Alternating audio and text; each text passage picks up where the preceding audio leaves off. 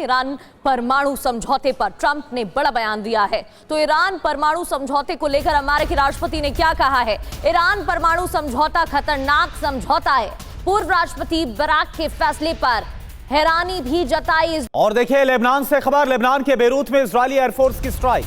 बमबारी के बाद दक्षिणी बेरूत में तबाही मची है। रिहायशी इलाके में आईडीएफ ने गिराए हैं बम। दूर तक दिखा धूल और धुएं का गुबार। ये देखिए आप लेबनान की तस्वीर। इधर लेबनान पर इजरायल डिफेंस फोर्सेस का पलटवार भी देखने को मिला है। बैरूत के दक्षिणी इलाके में भारी नुकसान हुआ है। दक्षिणी इलाका जहां पर शुरुआत से ही तबाही मचाई जा रही है।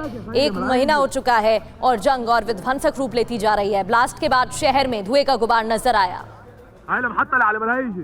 यूएस इजरायल का जॉइंट ऑपरेशन जारी। ईरान के कई अहम ठिकानों पर हमला किया गया है। अराक हैवी वाटर प्लांट पर हमले का दावा। 2 सबसे बड़ी स्टील फैक्ट्रियां भी इसकी चपेट में आई। बमबारी की गई है। मध्य ईरान में कई बुनियादी ढांचे टारगेट। और एक और बड़ी खबर, यूएई के अहम ठिकानों की हिट लिस्ट को जारी किया गया। ईरान से जुड़ी एजेंसी ने बताया 5 बड़े टारगेट्स। टारगेट पर न्यूक्लियर प्लांट और पावर स्टेशन हमले से ठप हो सकती है पानी बिजली सप्लाई। रिपोर्ट के हवाले से खबर, टारगेट पर दुबई का जबल अली पावर प्लांट।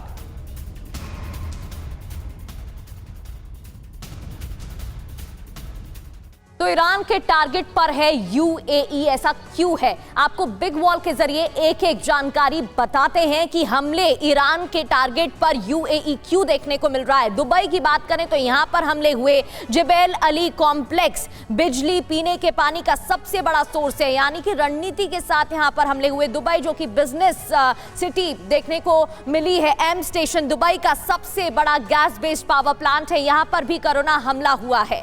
इसके अलावा टारगेट नंबर 3 दुबई का ही है, मोहम्मद बिन राशिद सोलर पार्क। यहां पर टारगेट ईरान की तरफ से किया जा सकता है। और अबू धाबी बराकाहा न्यूक्लियर प्लांट, ये बहुत ही ज्यादा खतरनाक हो सकता है। और साथ साथ अबू धाबी की बात करें, टारगेट नंबर 5 अल तवीला पावर स्टेशन। इसके अलावा कई टारगेट यहां पर देखने को मिल रहे हैं जहां पर हमले किए गए हैं और वो एक एक का लिस्ट आपको दिखा रहे हैं। साथ ही हमले और हो भी सकते हैं जिस तरीके से ईरान की स्ट्रैटेजी देखने को मिल रही है।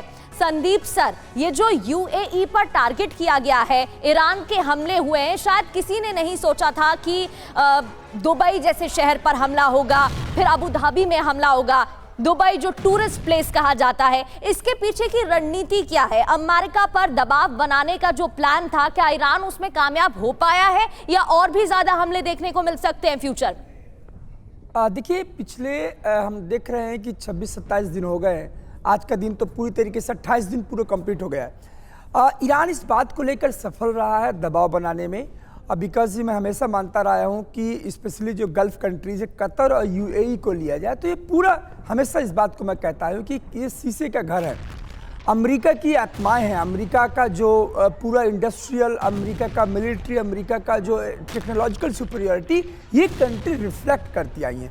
और अमेरिका ने हमेशा इनको कहा कि देखिए, सिक्योरिटी की जिम्मेदारी मेरे पास है, आप ट्रेड कीजिए, टूरिज्म कीजिए, दुनिया में एआई हब, इंडस्ट्रियल हब सब कुछ बना लीजिए, लेकिन जब भी आपको सुरक्षा की आँच है तो हमारे तरफ देख लेना। यही एक केस स्टडी होगी आने वाले इतिहास में। और समझना होगा कि किसी राष्ट्र को, यदि वो राष्ट्र समझता है अपने आप को, सॉवरेंटी समझता है, तो उसको अपनी सेनाएं होनी चाहिए। आज यूएई और प्लस कतर दोनों, इन दोनों कंट्री के, ये बेबस है, इनके पास बहुत सी छोटी सेना है। जब कुछ ईरान अटैक करता है तो ये अमेरिका की तरफ देखते हैं। और डोनाल्ड ट्रंप कहते हैं कि देखिए, ये हमारी जिम्मेदारी है। जब भी मैं नाटो को कागज का शेर कह सकता हूं, तो आप भी कागज की शेर हो। तो यहाँ पर ये अनाथ हो गए हैं, इनके पास कुछ भी नहीं है बचाने के लिए, और इसीलिए बार बार। अच्छा संदीप जी, क्या विश्वास जो है खाड़ी के देशों का, वो काफी हद तक अब खत्म हो गया है, उठ चुका है अमेरिका से, जिस तरह से वहां पर नुकसान हो रहा है बहुत शॉर्ट में? देखिए, ट्रस्ट डेफिसिट तो मुझे लगता है कि अमेरिका के साथ हमेशा एक ये प्रॉब्लम रही है। कोई कंट्री यदि अमेरिका को अपने ये मानता है कि हमारे एलाई है, तो मुझे लगता है यहाँ से समझना होगा। और मिडिल ईस्ट के जो गल्फ की कंट्री आने वाले टाइम में इस बात की गारंटी लेंगे कि इनको अपनी सुरक्षा और अपनी विदेशी नीति तय करनी पड़ेगी। बिल्कुल, यानी कि निर्भर नहीं रहा जा सकता, आंख मूंद करके अमेरिका पर विश्वास नहीं किया जा सकता। इस बार किया, और क्या हश्र हो रहा है वो देख ही रहे। एक और बड़ी खबर, तेल अवीव के रमदगान में विध्वंस मचा है। ईरानी मिसाइल से जोरदार धमाका हुआ और इस धमाके के बाद इमारत में आग लग गई।